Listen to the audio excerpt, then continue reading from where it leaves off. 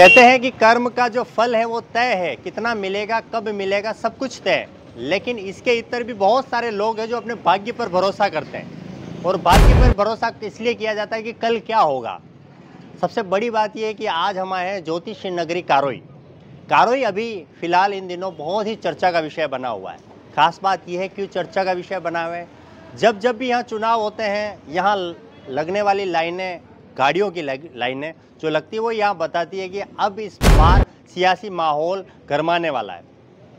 राष्ट्रपति प्रतिभा पाटिल से लेकर यहाँ अमर सिंह और कई बड़े दिग्गज नेता यहाँ आते हैं अपना भाग्य का जो आगे क्या होने वाला है उसको लेकर यहाँ जो पंडित जी हैं उनसे चर्चा करते हैं। ज्योतिष नगरी में बहुत सारे आप ये नज़ारा दिखाएं सबसे पहले कि ये जो पूरा आप माहौल देख रहे हैं आप तस्वीरों में लगातार, यहाँ दूसरी दुकानें कम हैं और इस तरह की जो दुकानें हैं बड़े बड़े शोरूम हम उसे कह सकते हैं वो ज़्यादा हैं। हमारे साथ में हमारी पूरी टीम है और इन सारी चीज़ों को देखकर कितना कुछ कैसा लग रहा है इस बार, ये कैसा माहौल नज़र आ रहा है? बहुत बढ़िया माहौल है यहाँ पे। हाँ वैसे पहली बार नहीं देखा आपने, मतलब आपने तो चलो अनुभवी हैं, आप कई बार देखते ही हैं। हमारे दर्शकों को आप थोड़ा सा बताएं किस तरह से अमूमन दुकानें देखते हैं, हम शोरूम देखते हैं, आज हम किस तरह के शोरूम देख रहे हैं? हम कारों में पुरानी कितनी दुकानें होगी यहाँ? ये है कम से कम 10-15 पंडित है यहाँ, माने हुए पंडित है। भाई साहब बड़े उत्सुक हैं बात करने के लिए। क्या नाम है आपका? सर रामनारायण त्रिपाठी नाम। रामनारायण जी, अच्छा आपको कितना गर्व, क्या करते हैं आप? सर मैं बिजनेस करता हूँ। मैं किस चीज़ का बिजनेस? पेप्सी वगैरह कोल्ड ड्रिंक्स का। कोल्ड ड्रिंक्स बांटते हैं? नहीं, दुकानों पर सप्लाई करता हूँ। सप्लाई करते, अच्छा। कहाँ आज कितनी कर ली? तो यहाँ जी आसपास तो यहीं के हैं या? हाँ प्रॉपर यही सर। अच्छा, ज्योतिष नगरी आपकी जो गांव में क्यों फेमस है, किस वजह से फेमस है? यहाँ आते हैं बाहर से अपना भविष्य जानने के लिए और उनको लगता है कि अच्छा भविष्य बता रहे हैं, उनके कुछ फिट आंकड़े जो है सारे बराबर हो रहे हैं, तो इसलिए कांड से बाहर से बहुत दूर से आउट ऑफ इंडिया से भी यहाँ आते हैं। आउट ऑफ इंडिया से कितनी प्रतिशत भविष्यवाणी आपकी गांव की सटीक निकलती है? आपको जब बाहर जाते होंगे आप कहते होंगे आप कहाँ से हैं? आप सब ऐसे देखते ही होंगे पेपर में वगैरह में, न्यूज़ हम तो देखते हैं, हमारे दर्शकों को आप बताएंगे तो थोड़ा सा। हम पेपर में वैसे देख ही रहा है कि दर्शकों देख भी रहे हैं और सबको पता है कि यहाँ की भविष्यवाणी सटीक ही रहती है हर बार। अच्छा, इस चुनाव में क्या माहौल रहा है? यहाँ चुनाव में सर बहुत अच्छा माहौल रहा और कांटे की टक्कर है दोनों कैंडिडेट जो एमएलए के कैंडिडेट। मैं ये कहना चाह रहा हूँ कि चुनाव के आसपास यहाँ भीड़ वगैरह ज़्यादा बड़ी होगी या फिर क्या हर बार की तरह माहौल चुनाव के आसपास? हर बार यहाँ अच्छा ही माहौल रहता है चुनाव का और दोनों पार्टियां टक्कर में रहती हैं। नेता वेता आते हैं जानने के लिए? बिल्कुल आते हैं हर साल। आपने किस नेता को देखा है यहाँ आते हुए? सर बहुत सारे आए हैं, फिर मेरे को ज़्यादा इतना मालूम नहीं होगा पर नेता यहाँ आते हैं। हम ये जानना, देखिए राज्यपाल भी आए, प्रतिभा पाटिल राष्ट्रपति थे जो वो भी आ चुके हैं, बहुत सारे नेता आए हैं यहाँ पे, जैसे वसुंधरा राजे सिंधिया भी आ चुकी हैं यहाँ, और नेता आए हैं। देखिए हम ये जानने के लिए आए हैं बेसिकली कि 3 तारीख को जो भाग्य हैं पेटियों में बंद हो गया है और आज का दिन 30 तारीख, इसके आज हमने ज्योतिषियों से कुछ बात की तो वो एक बातचीत निकल कर आई है कि आज जो है ग्रह की दिशा कुछ बदलने वाली है। तो ये जो बदली हुई दिशा है वो आज तय करेगी कि किसका भाग्य बदलेगा, किसका चमकेगा, किसका अस्त होगा। सूर्य के बदलते हुए ग्रह नक्षत्रों की जानकारी लेने के लिए आए और ख़ास बात हम भृगु संहिता आखिर है क्या, किस तरह से ये जो ज्योतिषी बड़े बड़े शोरूम लेके बैठे हैं किस तरह से अपनी इस विद्या से लोगों को मोहित करते हैं और अपनी भविष्यवाणी करते हैं। हम जाएंगे, बातचीत करेंगे और हमारा 3 मुख्य टॉपिक रहेगा। राजस्थान में किसकी सरकार बनेगी, मेवाड़ की 28 सीटों पर क्या होगा और सबसे खास जो आप इस वीडियो को देखने के बाद यहाँ आए हैं उदयपुर की 8 सीटों पर क्या होगा, तमाम विश्लेषण हम जानेंगे ज्योतिषों से। बने रहे हमारे साथ, शुक्रिया। देखिए आप जो स्क्रीन पर देख रहे हैं वो भृगु संहिता से किस तरह से आकलन किया जा रहा है, गणित चल रही है, आंकड़ों की गणित चल रही है। और जैसा पहले हमने बताया आपको कि हम यहाँ जानने आए हैं कि आखिर सत्ता का रिवाज बदलेगा या सत्ता पर वही काबिज होंगे, क्या होगा, कांग्रेस आएगी या बीजेपी आएगी। इन दोनों के बीच में हम आज जानने के लिए आए हैं उदयपुर की 8 विधानसभा सीट के साथ में मेवाड़ की सबसे चर्चित सीटें जैसे चित्तौड़गढ़, नाथद्वारा, वल्लभनगर, मावली, उन सीटों को लेकर बहुत सारी विकट हालात बने हुए हैं। लोग आखिर जानना चाहते हैं। फलोदी का सट्टा बाजार के बाद में सेकंड नंबर आता है कि कारोई की जो भविष्यवाणी है वहाँ पर। हमारे साथ में योगेश जी पंडित हैं जो यहाँ के जाने माने ज्योतिषी ज्योतिषी हैं, वो अभी इन चुनावी गणनाओं के साथ में हमें 2 मिनट का समय मांगा है और हम पूरी उनकी जो प्रोसेस चल रही है। सबसे पहले तो योगेश जी, गुरुदेव, आपका चैनल पर स्वागत है। और सबसे खुशी की बात यह है कि आप सेकंड बार इसी चैनल पर आ रहे हैं। पहली बार आए 2020 में, उस वक्त हमने ये नहीं सोचा था कि हम जो हैं उदयपुर के या मेवाड़ के इतने आगे बढ़ जाएंगे इन सारी चीज़ों में। सबसे पहले स्वागत है आपका। नमस्कार। देखिए यहाँ पूरी ये अब इस तरह तस्वीरें बताएंगे। यहाँ बहुत सारे बड़े बड़े जो नेता, अफसर, अलग अलग फील्ड से जुड़े हुए लोग आते हैं। क्या क्या भविष्यवाणी करते हैं आपके यहाँ? सबसे पहले हम इनके लोग आते हैं, क्या क्या पूछते हैं आपसे? सबसे पहले आपके चैनल के माध्यम से मैं सभी दर्शकों को धन्यवाद देना चाहूँगा एवं बधाई देना चाहूँगा कि आपके चैनल के माध्यम से आपने सभी भारतवासियों को ज्योतिष गणना के बारे में आप मार्गदर्शित आपके चैनल के माध्यम से कर रहे हैं। इसके लिए आप सभी को बहुत बहुत बधाई और शुभकामनाएं। मैं ज्योतिष नगरी कारोई से पंडित योगेश्वरण शास्त्री बताना चाहूँगा आपको कि ज्योतिष गणना ग्रहों के आधार पर की जाती है और ग्रहों को गणित के माध्यम से जोड़ करके ग्रहों के आधार पर स्पष्ट किया जाता है कि किस प्रकार की राजस्थान में, जैसे अभी वर्तमान में विधानसभा के चुनाव हुए हैं, तो इस विधानसभा के चुनाव को देखते हुए कौन से पार्टी की सरकार बनने की प्रबल संभावना है या कौन सी विधानसभा से कौन से प्रत्याशी की विजय सुनिश्चित होने वाली संभावना है। तो ये ज्योतिष गणना से अपन आसानी से बात कर सकते हैं। भृगु संहिता क्या होती है, हम ये जानना चाहते हैं कि भृगु संहिता से किस तरह से ये ज्योतिषी विद्या अलग है। पिछली बार हालांकि हमने पूरे वीडियो में बताया था, डिस्क्रिप्शन बॉक्स में इसका लिंक मिलेगा, लेकिन थोड़े मोटे मोटे स्तर पर, बाकी तो उस वीडियो में है। भृगु संहिता भृगु ऋषि द्वारा बनाई हुई एक शास्त्र है। भृगु संहिता में भूत, भविष्य और वर्तमान की जो जानकारी है वो सहजता और सरलता से प्राप्त होती है और ये भृगु ऋषि के द्वारा बनाई हुई विधि है जिसके माध्यम से कारोई विश्व प्रसिद्ध हुआ है। और यहाँ सभी जो ज्योतिष का कार्य करने वाले विद्वान ब्राह्मण पंडित हैं वो सब भृगु संहिता के माध्यम से भूत, भविष्य, वर्तमान की जानकारी देते हैं। आने वाले यहाँ बड़े नेता अपना विधानसभा चुनाव से पहले, लोकसभा चुनाव से पहले टिकट मिलेगा या नहीं मिलेगा, चुनाव में विजय मिलेगी या नहीं मिलेगी, इसकी जानकारी के लिए पहुँचते रहते हैं। और बड़े बड़े उद्योगपति और बड़े नेता यहाँ पर कई लोग अपना भविष्य जान चुके हैं। वर्तमान हालातों में 3 तारीख को सारे रिजल्ट आने वाला है। हम यहाँ आए हैं, उदयपुर की 8 सीटें जो उन पे मोटे मोटे जो चर्चित सीटें हैं उनको लेकर। सबसे पहले हम ये जानना चाहते हैं कि उदयपुर विधानसभा शहरी जो सीट है वहाँ पर ताराचंद जैन भाजपा के हैं और कांग्रेस के गौरव वल्लभ राष्ट्रीय प्रवक्ता हमारे यहाँ कांटे की टक्कर है। तो गुरुदेव, क्या लगता है आपको कि किसकी विजय होने वाली है? क्या आपकी गणित क्या है? देखिए, उदयपुर विधानसभा 8 विधानसभा क्षेत्र हैं। 8 विधानसभा क्षेत्रों की अपन ने ज्योतिष गणना ग्रहों के आधार पर प्रश्न कुंडली बना करके अपन ने स्पष्ट किया है कि उदयपुर शहर से जो विधानसभा है उसमें भारतीय जनता पार्टी के जो प्रत्याशी है ताराचंद जी जैन के विजय होने के प्रबल योग बनते हुए दिख रहे हैं। इस बार यहाँ से भाजपा की पुनः विजय रहेगी और उदयपुर ग्रामीण से जो यहाँ से भी फूल सिंह जी मीणा जो है भारतीय जनता पार्टी के प्रत्याशी है, यहाँ से भी फिर से भाजपा की विजय होने के प्रबल योग बने हुए हैं। तीसरी जो विधानसभा है मावली विधानसभा से त्रिकोणीय मुकाबले में पुष्कर डांगी जो कांग्रेस के प्रत्याशी हैं इनके विजय होती हुई दिख रही है। वल्लभनगर विधानसभा क्षेत्र से जो यहाँ पे भी त्रिकोणीय मुकाबला है, प्रीति सक्तावत कांग्रेस से हैं, उदयलाल डांगी भारतीय जनता पार्टी से हैं, दीपेंद्र कंवर जनता सेना से प्रत्याशी है। इनमें त्रिकोणीय मुकाबले में कड़ी टक्कर के साथ उदयलाल डांगी के विजय बनने की प्रबल संभावना है।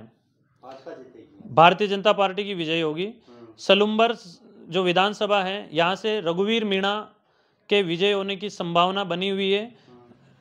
इसके अलावा जो कांग्रेस के हैं, खेरवाड़ा से दयाराम परमार कांग्रेस के हैं और नानालाल आहारी भारतीय जनता पार्टी के प्रत्याशी है। यहाँ पर दयाराम परमार की विजय होती हुई दिख रही है।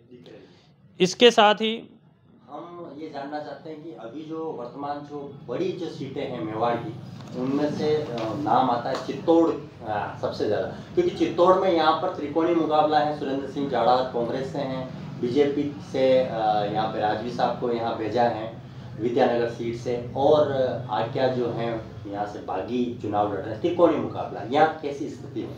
देखिए, चित्तौड़गढ़ जिले के ऊपर सबकी नज़र बनी हुई है, क्योंकि चित्तौड़गढ़ हॉट सीट बनी हुई है। चित्तौड़गढ़ में भारतीय जनता पार्टी से जो इस बार चुनाव लड़े हैं वो नरपत सिंह जी राजवी है, और पूर्व विधायक यहाँ से जो है वो चंद्रभान सिंह जी आक्या हैं, और कांग्रेस से प्रत्याशी सुरेंद्र सिंह जी जाड़ावत हैं, जो कि 2 बार चुनाव हार चुके हैं। इस बार तीनों में त्रिकोणीय मुकाबला बना हुआ है। इस मुकाबले में जो पूर्व विधायक बागी होकर चुनाव लड़ रहे हैं, चंद्रभान सिंह आक्या और कांग्रेस के प्रत्याशी सुरेंद्र सिंह जाड़ावत में टक्कर का मुकाबला देखने को मिला। इसी के साथ यहां से त्रिकोणीय मुकाबले में कांग्रेस प्रत्याशी सुरेंद्र सिंह जाड़ावत के विजय होने के प्रबल चांस और योग बने हुए हैं।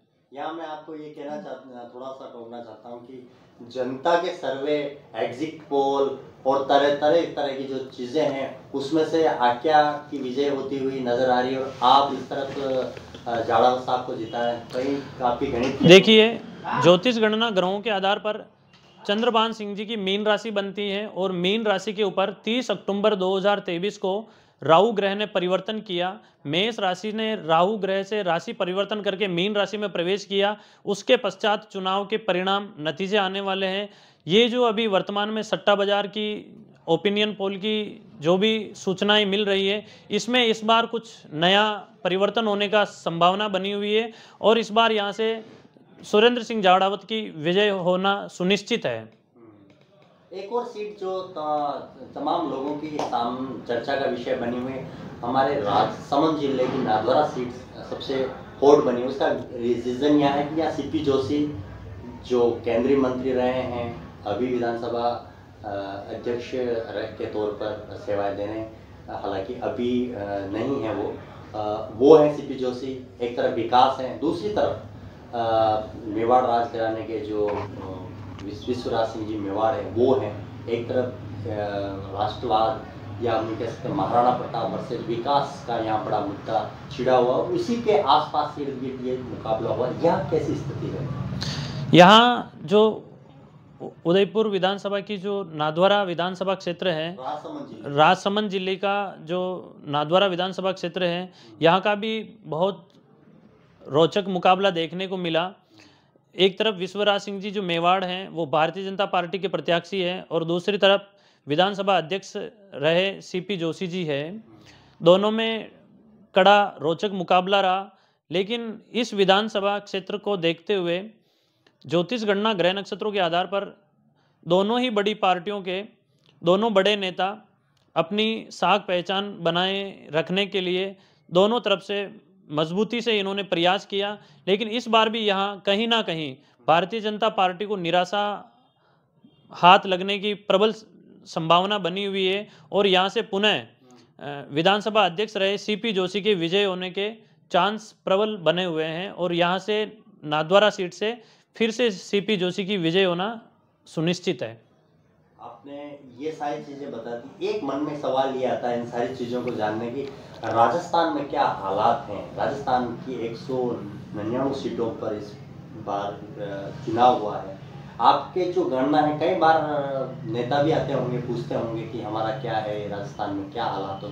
हम भी उदयपुर से यहाँ पूछने के लिए आए, ये जानने के लिए बड़े उत्सुक हैं कि राजस्थान में इस बार क्या परिणाम है। देखो, राजस्थान सरकार की प्रश्न कुंडली ग्रह नक्षत्रों की गणना करके अंक गणित के माध्यम से भृगु संहिता कुंडली के आधार पर भी गणना करके स्पष्ट किया गया कि इस बार राजस्थान सरकार में जो विधानसभा चुनाव 2023 के हुए हैं, विधानसभा चुनाव रोचक मुकाबले के साथ हुए हैं। भारतीय जनता पार्टी और कांग्रेस पार्टी दोनों में ही कड़ा मुकाबला देखने को मिला, लेकिन इस बार कहीं ना कहीं निर्दलीय बागी होकर के जो काफ़ी विधानसभा सीटों पर चुनाव हुए हैं, उनमें कहीं ना कहीं ये खेल बिगाड़ते हुए नज़र आ रहे हैं। तो इस बार लगता है कि कड़े मुकाबले के अंदर भी भारतीय जनता पार्टी कहीं ना कहीं सरकार बनाने में सफल होती दिख रही है। हालांकि दोनों बड़ी पार्टियों में स्पष्ट बहुमत ग्रहों के आधार पर मिलता हुआ नहीं नज़र आ रहा है, लेकिन गठबंधन से भारतीय जनता पार्टी सरकार यहाँ पर बना सकती है और कई निर्दलीयों के ऊपर सरकार की नज़र बनी रहेगी और निर्दलीय मिलाकर भारतीय जनता पार्टी की राजस्थान में सरकार बनेगी। इस पूरे चुनाव में नेताओं का कितना जमावड़ा रहा, इस पूरे गांव में कितने लोग नेता हैं, कितने संपर्क में, और सबसे पहला मेरा ये मन में उत्सुकता है कि नेता आकर क्या चीज़ बोलते हैं कि गुरुदेव इस बार हम नेता बनेंगे या नहीं बनेंगे, क्या क्या प्रश्न होते हैं, थोड़ा सा डिटेल। होता क्या है, बड़े कई लोग चुनाव आने से पहले अपना भविष्य जानने की जिज्ञासाएं होती है, जिज्ञासा को लेकर जन्मपत्री लेकर के बड़े नेता, बड़े उद्योगपति, जो राजनीति करने वाले लोग हैं, वो यहाँ अपना भविष्य जानने के लिए पहुँचते हैं और यहाँ आकर के खुश भी होते हैं कि टिकट मिलेगा या नहीं मिलेगा, टिकट मिलेगा तो विजय मिलेगी या नहीं मिलेगी। तो उनको ज्योतिष गणना, ग्रह नक्षत्रों के आधार पर अंक गणित, भृगु संहिता व उनकी जन्म पत्रिका देखकर यह स्पष्ट किया जाता है कि आपको इस बार टिकट मिलेगा और आपको विजय मिलेगी। बड़े बड़े नेता जो पूर्व में किसी बड़े राजनीतिक पदों पर रहे हैं, वो भी अपना भविष्य जानने की इच्छा रखते हुए कारुई पहुंचते हैं और राजनीति में जो आने की मन बनाकर रखते हैं, वो भी राजनीति में टिकट मिलेगा या नहीं मिलेगा इसकी इच्छा से कारुई पहुंचते हैं और अपना राजनीतिक भविष्य व पारिवारिक भविष्य जानते हैं। ऐसा नहीं लगता है कभी कोई आया, जैसे मैं आया हूँ आपके यहाँ, मेरा नाम सुनील है, आपने यहाँ क्या और आपने उनको बोल दिया कि भाई कि आप तो नेता नहीं बन सकते हो, तो एकदम से उनका जो लेवल है या उनकी जो चेहरे के हाव भाव हैं वो एकदम से बदल जाते होंगे, फिर आपको बोलते हैं कि पंडित जी कुछ तो उपाय कर दीजिए जिससे हम नेता बन जाए, इस तरह की? नहीं, देखो भृगु संहिता में यही तो बताया ना कि भूत भविष्य वर्तमान की उसमें जानकारी जो मिलती है, या उनकी जन्मपत्री में ग्रह कैसे प्रबल है, उनकी कुंडली में गजकेसरी योग बना हुआ है, राज्य भाव में शुभ स्थान पर अच्छे ग्रह बने हुए हैं, या सूर्य मंगल की युति लगी हुई है, सूर्य गुरु ग्रह की युति लगी हुई है।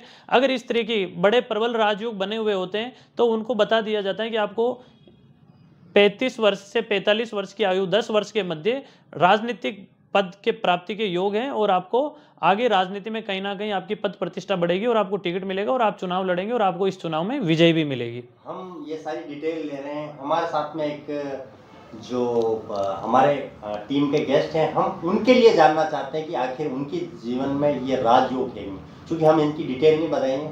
मामू भैया पीछे कैमरा घुमाए, मामू भैया काफ़ी इनके बारे में हम जानना चाहते हैं, इसलिए जानना चाहते हैं कि आप किस तरह से करते हैं और अगर भविष्य में ये राजनीति इनके बनने के योग है या नहीं, ये हम जानना चाहते हैं। नाम बताएं, नाम बताएं। मांगीलाल सुतार। ये देखिए हम लाइव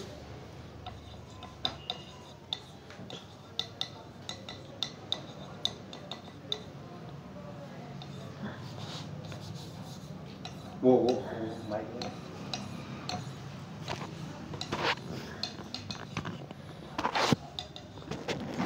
कोई भी एक अंक बोले आप मांगीलाल जी। अभी लाइव चल रहा है हमारा 5।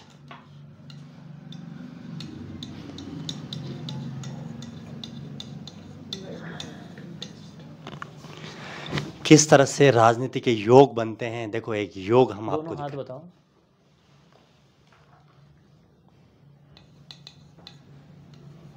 हम ये सारा इसलिए दिखाना चाह रहे हैं कि किस तरह से लोग आते हैं, क्या उनकी एक्सप्रेस भावना होती है, दिल की भावना होती है, और किस तरह से यहाँ पर अंक गणित के जो यहाँ फॉर्मूले हैं यहाँ दिखाए जा रहे हैं। और देखिए भविष्यवाणी इस तरह हो रही है, इस तरह से किस तरह से, हालांकि चुनाव तो ख़त्म हो गए हैं, चुनाव आने वाले अभी बाकी हैं, लेकिन फिर भी हम ये जानना चाहते हैं कि आखिर हमारा जो एक क्रू मेंबर कह सकते हैं, टीम सदस्य, उनके राजनीति के योग, क्योंकि इससे पहले भी हम एक जने के यहाँ जाके आए, उनको बता के आए, उनसे पहले भी, मतलब यहाँ नहीं, उससे पहले मतलब दूसरी जगह 1-2 साल पहले। तो आखिर वहाँ की और इसमें कितनी सत्यता मिल रही है और क्या चीज़ें वो हम देख रहे हैं।